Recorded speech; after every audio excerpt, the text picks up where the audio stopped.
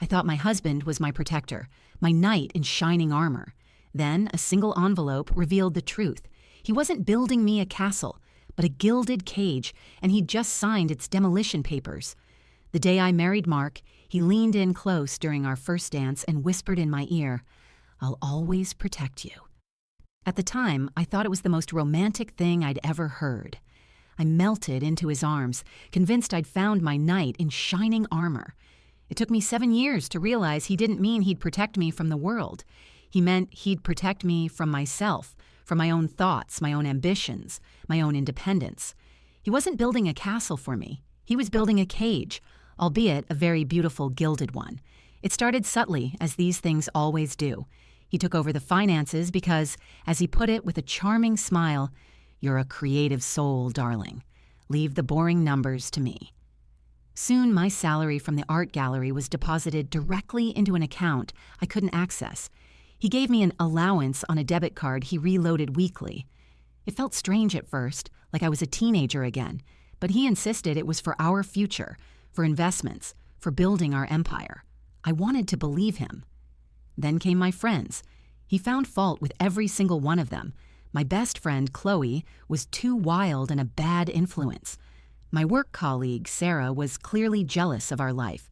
He'd sigh dramatically whenever I made plans, making me feel so guilty that eventually it was just easier not to.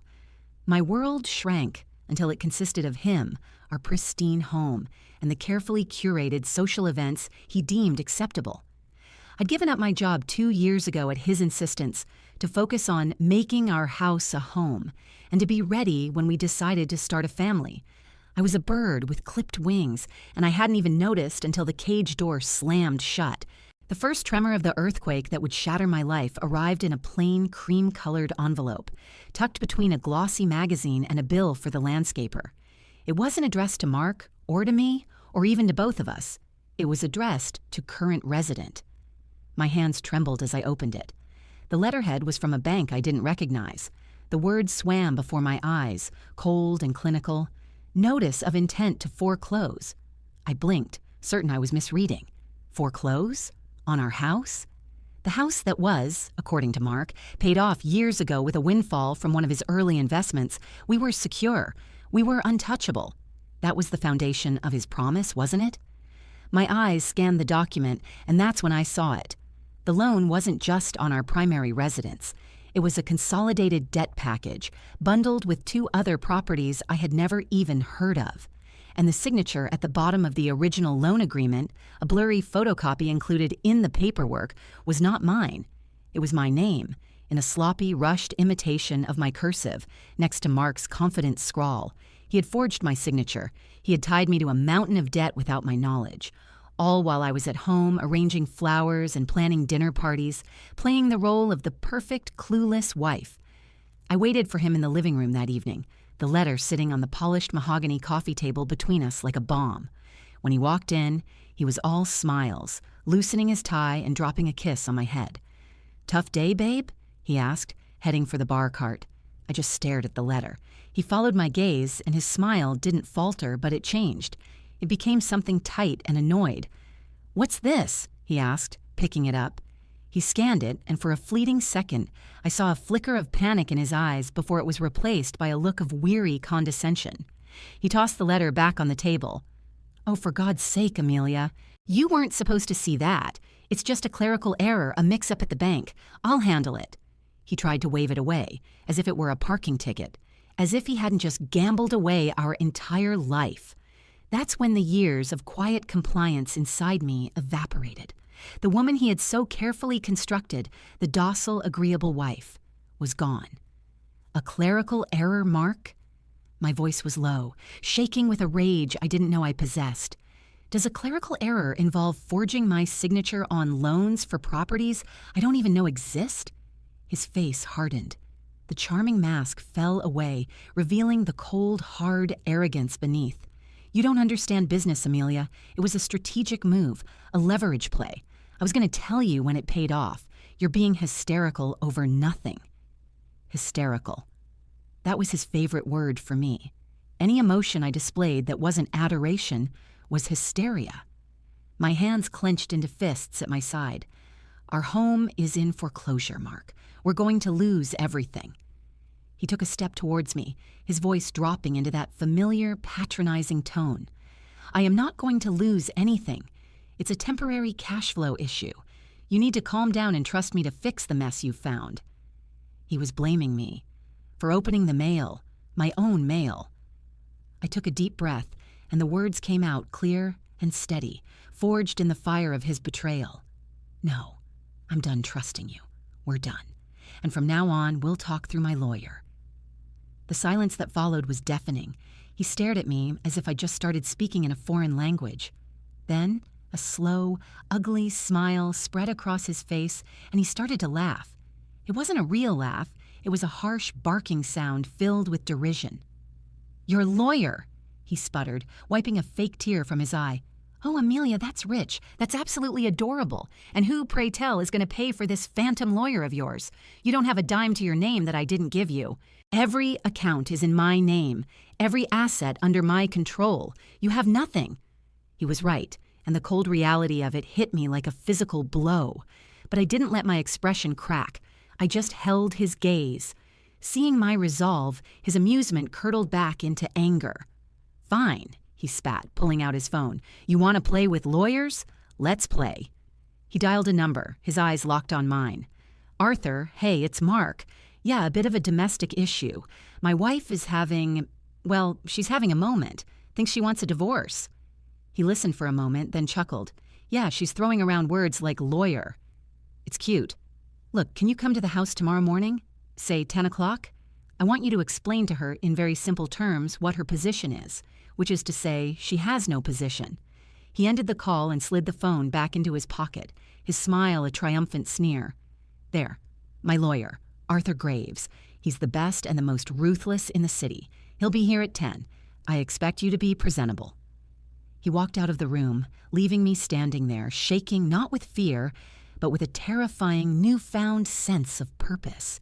The next morning, I sat in the same living room, dressed not in one of the floral dresses Mark preferred, but in a severe black pantsuit I hadn't worn in years.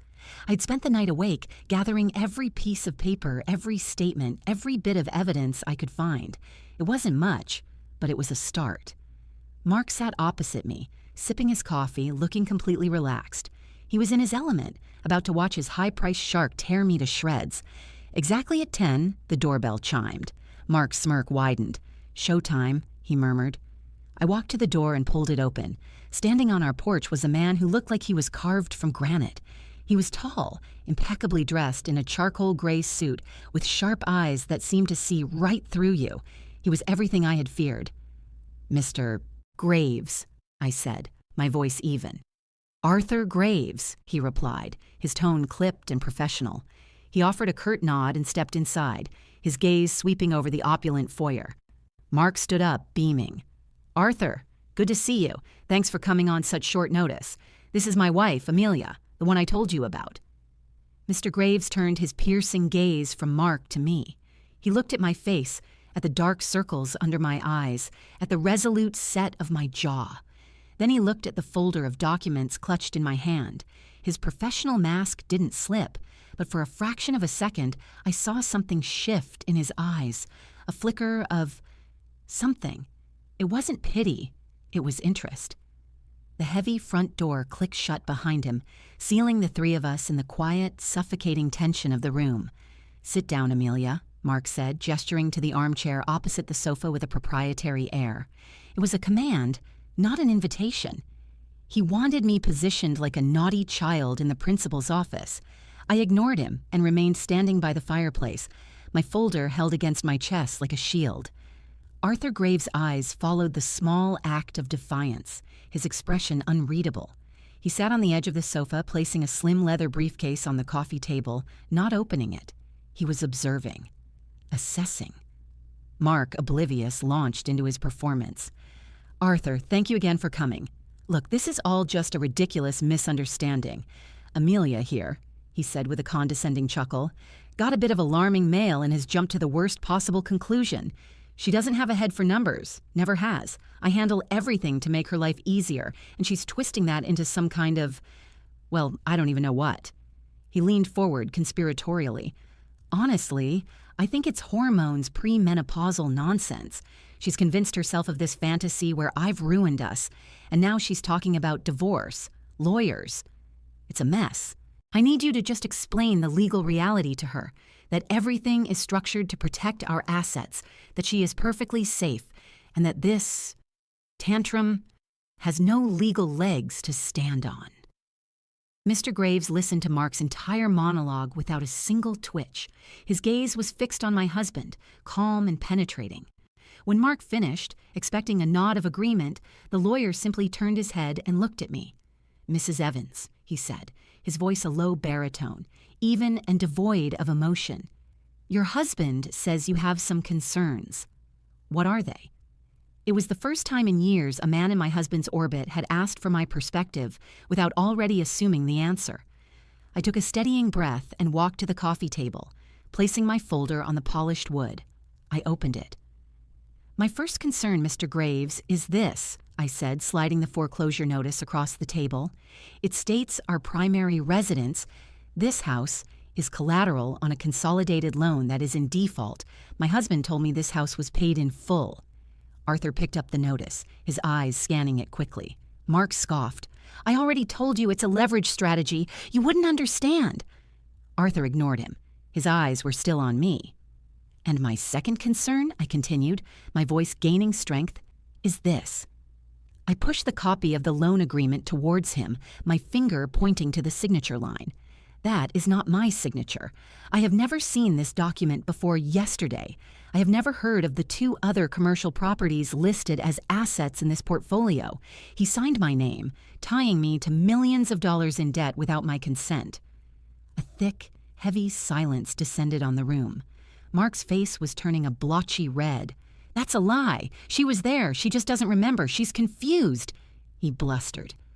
Arthur Graves didn't even look at him. He picked up the loan document, holding it delicately by the edges as if it were toxic. He studied the signature, then looked up at me, his gaze analytical.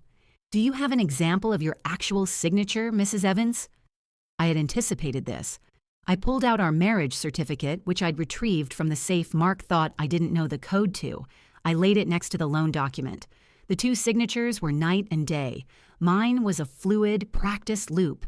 The forgery was a cramped, hesitant imitation. The mask on Arthur Graves' face finally tightened. It was a subtle shift, a hardening around the jaw, a chilling stillness in his eyes. He looked from the documents to Mark, and for the first time his voice held a distinct edge. "Mark, were you acting under a power of attorney for your wife when this was signed?" "No, of course not. It wasn't necessary. She agreed to it," Mark snapped, his composure rapidly fraying. "It was just easier for me to sign for both of us at the bank." Arthur slowly placed the documents back on the table, aligning them into a neat pile.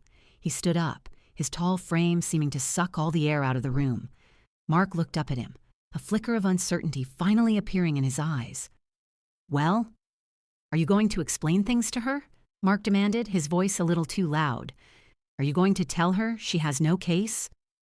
Arthur Graves looked down at my husband, and the professional detachment was gone, replaced by something that looked unnervingly like contempt. "No," he said, his voice flat and cold. "I'm not." He snapped his briefcase shut with a sound that echoed like a gunshot in the silent room. "This meeting is over. We have nothing further to discuss at this time." He turned to me and gave a stiff, formal nod. "Mrs. Evans." Then, without another word to Mark, he turned and walked out of the room. I heard the front door open, then close with a solid, final thud. Mark was left staring at the empty space where his lawyer had been, his mouth hanging slightly open. The shock on his face quickly morphed back into rage, which he directed at me. "You see what you've done?" he seethed, getting to his feet. "You've embarrassed me in front of my own lawyer with your pathetic lies. He probably thinks our whole life is a sham." I said nothing. I just gathered my papers, my heart hammering against my ribs. I didn't know if I had won or lost, but I knew I had drawn blood. Mark spent the rest of the day in his study, the door firmly shut. I could hear his angry, muffled voice on the phone for hours. I assumed he was calling Arthur, trying to smooth things over, to paint me as the unhinged wife once more. A part of me feared it would work. Men like Mark and Arthur ran the world. I was just a footnote in their story. By 5 o'clock, the house had fallen silent. I was in the kitchen, numbly making a cup of tea. I had no intention of drinking when I heard it. The sound of the front door opening again. No doorbell, no knock. Heavy, purposeful footsteps strode across the marble floor of the foyer. It wasn't Mark. My blood ran cold. I peeked around the corner just in time to see Arthur Graves, his face a thunderous mask of fury, storming past the living room and heading directly for Mark's study. He didn't even glance in my direction. He threw the study door open with such force that it slammed against the wall, the sound reverberating through the entire house. I froze, my hand clutching the warm teacup. Mark's startled shout was cut off by Arthur's voice, a low, menacing roar that was nothing like the calm professional from that morning. "Turn off your phone, Mark, and you will not say one more word until I am finished." There was a pause, and then the voice came again, laced with a venom that chilled me to the bone. I went to my office. I pulled the public records on those properties. Then I made one phone call to a contact at the bank. "Did you really think forging her name was the only crime you committed?" "The loan application, Mark. You listed assets you liquidated 6 months ago. That's not just civil fraud. That's bank fraud, a federal offense." I flattened myself against the wall in the hallway, the teacup forgotten in my hand, my heart pounding a frantic rhythm against my ribs. I couldn't see into the study, but I could hear everything. The sound of a chair scraping back violently. Mark's voice no longer booming with arrogance, but tight with panic. "What the hell are you talking about, Arthur? You're my lawyer. You're supposed to be on my side." Arthur's reply was like the crack of a whip. "My duty is to the law, Mark, not to your delusions. Did you really think I wouldn't do my due diligence? When a client's wife alleges forgery, I check. When she alleges it's tied to properties she's never heard of, I dig. You didn't just forge her signature. You constructed a fantasy portfolio to secure that loan. The properties in question were shell corporations you owned, which you used to buy depreciating commercial real estate in a failing district. You leveraged this house, your wife's home, against a gamble that went bust months ago. And to cover your initial losses, you filed fraudulent asset statements with the bank. You're not just facing foreclosure, you idiot. You're facing prison." The silence that followed was more damning than any accusation.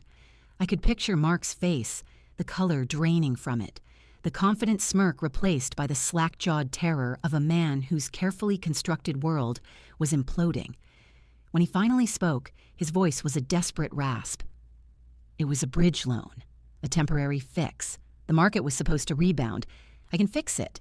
I can move some things around. We can't let this get out. Think of my reputation. Think of your reputation. You've been my lawyer for 10 years. And for 10 years, I have advised you on legitimate, albeit aggressive, business dealings." Arthur's voice was dangerously low. "I never, not once, advised you to commit a felony. My reputation will be just fine. Yours, however, is about to be incinerated." I heard the rustle of papers, the thud of a briefcase being opened on a desk. "Let me explain your current reality in the simple terms you wanted me to use for your wife," Arthur continued, his tone dripping with ice. 1. The bank now has evidence of fraud. Once they begin their internal investigation, they will be legally obligated to report their findings to the authorities. This is no longer a civil matter. 2. Forgery in this state carries a significant penalty, but bank fraud is a federal crime. The FBI does not take these things lightly. 3. You have implicated your wife. Her name is on that fraudulent loan. Whether she knew about it or not, she is legally entangled in your mess. You didn't just put her home at risk, you put her liberty at risk. That last sentence landed like a punch to my gut. Me? Implicated? The thought was so absurd, so horrifying that my knees felt weak. I had been a prisoner in this gilded cage, and now he was trying to burn it down with me inside it. Mark must have been thinking the same thing because his voice rose in a frantic squawk. "She had nothing to do with it. She's clueless, I told you. She doesn't know anything about business." "And yet her signature is right there," Arthur retorted. "It will be your word against hers. You, the sophisticated businessman with a history of high-risk ventures, and her, the stay-at-home wife with no financial access. Who do you think a jury is more likely to believe was the mastermind? You've given her a motive, A desperate attempt to maintain a lifestyle she couldn't afford. It's a disgusting, cowardly defense, but it's one a cornered rat like you might try to use. I felt a wave of nausea. He was right. Mark would throw me to the wolves to save himself. He would paint me as a greedy, manipulative shrew. After years of isolating me and controlling my life, he would use the very dependency he'd created as a weapon against me. "So what do I do?" Mark whispered, his voice broken. All the bluster was gone, replaced by the raw fear of a man staring into the abyss. "You're my lawyer. You have to help me." "I was your lawyer," Arthur corrected him sharply. "As of this moment, representing you would be a catastrophic conflict of interest. In fact, I am ethically obligated to withdraw my counsel." "You can't just walk away," Mark cried out. "No," Arthur agreed, and the sound of his voice was chillingly calm. "I'm not just walking away." There was a pause. I held my breath, straining to hear. "I've already spoken to the senior partners at my firm. Given the circumstances, specifically the egregious harm and potential criminal liability you have exposed Mrs. Evans to, the firm has made a decision." Another beat of silence. I could hear the faint ticking of the grandfather clock in the hall, each tick marking a second of Mark's life dissolving. We're representing her. The world tilted on its axis. I leaned my head back against the cool wall, my mind reeling. His lawyer, Mark Shark, the most ruthless man in the city, was now going to be my lawyer? It didn't make sense. Mark seemed to be having the same thought. A strangled, incredulous laugh escaped his lips. You're what? You can't do that. That's impossible. She can't afford you." "She can't," Arthur agreed smoothly, "but you can. As part of our initial filing for divorce on her behalf, we will be petitioning the court for you to cover all of her legal fees, citing your gross financial misconduct and the deliberate creation of a coercive and controlling environment that left her destitute. A judge will sign off on that before his coffee gets cold. We will also be filing for an immediate injunction to freeze all of your known assets, pending a full forensic accounting." Every word was a nail in Mark's coffin. I could hear his ragged breathing, the sound of a man drowning on dry land. Then, Arthur's footsteps approached the study door. I scrambled back into the kitchen, my heart in my throat, just as he emerged into the hallway. He saw me, and for the first time, his expression softened almost imperceptibly. He walked towards me, his eyes holding mine. "Mrs. Evans," he began, his voice back to its composed, professional tone, "there is a great deal we need to discuss. Your husband has created a situation of profound legal and financial complexity, but I want to be very clear about one thing." He stopped in front of me, his presence commanding, yet strangely reassuring. "You will not lose your home. You will not go to jail, and you will not walk away from this with nothing." He looked over my shoulder, back towards the study where my husband was now utterly silent. "He, on the other hand," Arthur said, a grim finality in his voice, "is going to lose everything." He held my gaze for a moment longer, then stated, "My paralegal will be here in 20 minutes with the initial retainer and engagement letter for you to sign. I suggest you pack a bag. You won't be staying here tonight." I stood frozen in the pristine, silent kitchen, the world tilting precariously. Pack a bag. The simplicity of the instruction was jarring against the cataclysmic complexity of what was happening. For 7 years, this house had been my entire universe, a beautiful prison I had meticulously maintained. Leaving it felt as monumental as stepping off a cliff. Arthur Graves seemed to read the paralysis in my eyes. "Mrs. Evans, Amelia," he said, his voice softer now but still firm. "Your husband is a desperate man, and desperate men are unpredictable. It is not safe for you here. I have a car waiting outside. It will take you to a hotel I've arranged. You'll be comfortable, and more importantly, you will be secure." He glanced at his watch. "You have 15 minutes. The urgency in his voice finally broke through my shock. I nodded mutely and turned, moving on autopilot. I walked past the study, the door still ajar. I could see Mark slumped in his leather chair, his back to me, his head in his hands. He looked small and defeated, a king dethroned in his own castle. There was no pity in my heart, only a cold, hollow emptiness where my love for him used to be. Upstairs in our bedroom, the sheer scale of my life's confinement hit me. My wardrobe was a sea of pastel dresses and cashmere twin sets, a costume for the role of Mark's wife. My jewelry box was filled with pieces he had chosen, gifts that were less about affection and more about displaying his wealth. I had nothing that was truly mine. I grabbed a duffel bag from the back of the closet, one I hadn't used since a solo trip to the coast before I met Mark. I started throwing things in. Not the silk blouses or designer jeans, but the few things that felt like remnants of the woman I was before him. An old pair of worn-in jeans, a faded college sweatshirt, my favorite sneakers. I packed my toiletries, then hesitated, my eyes landing on the framed photo on my nightstand. It was from our honeymoon in Italy, both of us laughing, sun-kissed, and impossibly young. He looked at me with what I had believed was adoration. Now I saw the pride of ownership in his eyes. With a surge of bitter resolve, I turned the frame face down and left it there. My last act in this room was to reclaim my own identity. I took the small locked wooden box from the bottom of my closet. Inside were my old sketchbooks, filled with drawings and designs from my art school days, a dream I'd abandoned because Mark had called it a cute hobby. I clutched the box to my chest. It was the heaviest, most precious thing I owned. Downstairs, a young woman in a sharp suit. Arthur's paralegal was waiting with a tablet. Arthur stood by the front door, a silent, imposing guardian. The paralegal, whose name was Lena, spoke to me with a quiet kindness that was almost my undoing. She walked me through the documents, explaining the legal jargon in simple terms. Retainer agreement. Petition for divorce on grounds of financial fraud and cruelty. Motion for an emergency asset freeze. It was the blueprint for dismantling my life and for building a new one. My hand shook as I signed my name over and over again on the cool glass screen. Each stroke felt like a declaration of war, but also a declaration of independence. When I was done, Lena gave me a small, encouraging smile. "You're doing the right thing, Mrs. Evans." Arthur nodded. "The car is ready. Lena will accompany you to the hotel and make sure you're settled." He handed me a business card. "This is my direct cell number. Call me anytime for any reason. Do not, under any circumstances, communicate with Mark. All contact must go through me.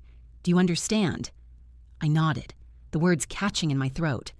"Thank you," I whispered, the phrase feeling ridiculously inadequate. He simply gave a curt nod in return. "We begin tomorrow at 9 a.m. Get some rest." As Lena and I walked out the front door, leaving Arthur standing in the foyer, I didn't look back. The 20-minute drive to the downtown hotel was a blur. I stared out the window at the city lights, feeling like a foreigner in my own town. The hotel was sleek and anonymous, a place where no one knew me as Mrs. Mark Evans. It was perfect. After Lena left, ensuring I had everything I needed, I locked and bolted the door. The silence of the room was absolute. It wasn't the oppressive silence of my house, filled with unspoken tensions, but a clean, empty silence. A blank page. I opened my old sketchbook for the first time in years. The smell of paper and graphite was intoxicatingly familiar. My fingers, clumsy at first, began to move, sketching the view from the hotel window, the jagged lines of the skyline, the endless stream of headlights.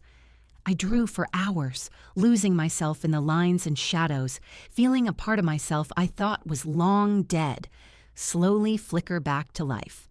The next 2 weeks were a whirlwind of legal strategy sessions, financial disclosures, and court filings. I spent most of my days in Arthur's glass-walled conference room, surrounded by stacks of documents. He and his team were methodical, relentless. They were forensic accountants of the soul, piecing together the full picture of Mark's deceit. They uncovered hidden accounts, failed investments, and a pattern of financial manipulation that went back to the very beginning of our marriage. It turned out the windfall he'd used to buy our house was actually a high-interest loan from a private lender, secured against his parents' estate without their knowledge. He hadn't just built a cage for me, he'd built his entire empire on a foundation of lies. During our meetings, Arthur was all business. He was focused, direct, and brilliant, but I saw glimpses of the man beneath the legal armor. He made sure I ate during long sessions, had coffee brought to me just the way I liked it, and he always listened to me. He never dismissed my feelings as hysteria. He called them relevant testimony. He valued my memory, my insights, my perspective. For the first time, I felt like a partner, not a possession. The first court hearing was for the injunction. Mark was there, looking gaunt and pale, flanked by a new, less expensive-looking lawyer. He refused to look at me. The judge, a stern-faced woman named Judge Carmichael, listened to Arthur lay out the preliminary evidence of the forgery and bank fraud. Mark's lawyer tried to argue that it was a simple marital dispute, a misunderstanding being blown out of proportion. Judge Carmichael was not impressed. She granted our motion, freezing every single one of Mark's assets. He was cut off. When the judge announced her decision, Mark's head snapped up and he finally looked at me. His eyes were filled with a venomous hatred that stole my breath. It was the look of a cornered animal, and it terrified me. The war had just begun. That night, back in my hotel, my phone buzzed with a blocked number. I knew it was him. I ignored it just as Arthur had instructed. Then another call, and another. Finally, a text message came through. My blood ran cold as I read it. "You think you're clever, hiding behind your new protector. But he can't watch you 24/7. This isn't over. I made you, and I will be the one to unmake you." A wave of fear washed over me, so potent it made me dizzy. I was about to call Arthur when another text arrived from the same blocked number. It wasn't words this time. It was a single photo, taken from a distance. It was me. I was standing at the window of my hotel room, sketchbook in hand, taken just moments before. He was somewhere outside, watching me. My heart seized in my chest. The feeling of safety I had carefully constructed in my anonymous hotel room shattered into a million pieces. He wasn't just threatening me, he was showing me that my cage might be gone, but his reach was long. My hands trembled so violently I almost dropped the phone. I backed away from the window, my skin crawling, feeling the phantom sensation of his eyes on me. I immediately dialed Arthur's number. He answered on the first ring, his voice sharp with concern. "Amelia, what is it?" I could barely speak, stammering out what had happened, reading the text messages aloud, my voice cracking on the last few words. "He's watching me, Arthur. He knows where I am." The line was silent for a moment, but it wasn't an empty silence. It was the sound of a controlled, calculated rage being contained. "Stay away from the windows," he commanded, his voice deadly calm. "Lock your door. Do not open it for anyone but me. I'm on my way." The 15 minutes it took for him to arrive felt like an eternity. Every creak of the building, every distant siren, sent a jolt of panic through me. When the knock finally came, I crept to the door and looked through the peephole. Seeing Arthur's stern, familiar face was like a drowning person breaking the surface of the water. I threw the door open, and for the first time, he saw me completely undone. He took in my pale face, my trembling hands, and his expression hardened into granite. He stepped inside, his eyes immediately scanning the room, the windows, as if assessing every possible threat. "Show me the messages," he said. I handed him the phone. As he read them, a muscle in his jaw clenched. He pulled out his own phone and took pictures of the screen, documenting everything. "This changes things," he said, his voice grim. "This is no longer just financial misconduct. This is witness intimidation, stalking." He looked at me, his professional mask slipping to reveal a raw, protective fury that was both startling and immensely comforting. "You're not staying here tonight." Within the hour, I was being moved again. This time, there was no leisurely packing. Arthur had arranged for private security, two discreet but imposing men who escorted me down a service elevator and into a black car waiting in the hotel's underground garage. We drove not to another hotel, but to a quiet, tree-lined street with beautiful old brownstones. Arthur led me up the steps to one of them, unlocking the door and ushering me inside. "This is a corporate apartment my firm keeps," he explained, switching on the lights. "It's secure. The doorman is ex-military, and no one under the sun would know to look for you here. You'll be safe." He gave me a quick tour. It was elegant, comfortable, and felt like a fortress. He had even arranged for someone to bring my duffel bag and art supplies from the hotel. As the security detail left, Arthur turned to me in the quiet living room. "Amelia, his actions tonight were a gift, a very stupid, very desperate gift. He just handed us the leverage we need to end this, and to end it on our terms." The next morning, we were back in court. We filed an emergency motion for a restraining order, presenting Mark's texts and the photograph as evidence. Mark and his lawyer were blindsided. Their faces were a picture of disbelief as Arthur laid out the clear, unambiguous threats. Judge Carmichael's face was thunderous. She granted the restraining order immediately, her voice ringing with contempt as she warned Mark that any violation, direct or indirect, would result in his immediate arrest. But Arthur wasn't done. He requested a private meeting in the judge's chambers with the opposing counsel. I waited outside, my nerves shot. 20 minutes later, they emerged. Mark's lawyer looked shaken. Mark looked like he had aged 10 years. He was ashen, defeated, the fight completely gone from his eyes. Arthur walked over to me. "It's done," he said quietly. "He's agreeing to a full settlement. He's going to sign everything." In the judge's chambers, Arthur had laid out the stark reality for Mark. He presented him with 2 doors. Behind door number 1, he could fight the divorce. Arthur would then be forced to hand over all evidence of the bank fraud and stalking to the district attorney. Mark would face a protracted, ugly criminal investigation, federal charges, and almost certain prison time. He would be financially and personally ruined, his name a permanent stain. Behind door number 2, he would sign a settlement agreement. He would give me the house, free and clear. He would liquidate his remaining legitimate assets to pay off the fraudulent loans tied to my name. He would establish a multi-million-dollar alimony trust for me. And he would sign a confession of the forgery to be held by my counsel, which would be filed with the court only if he ever defaulted on a single payment.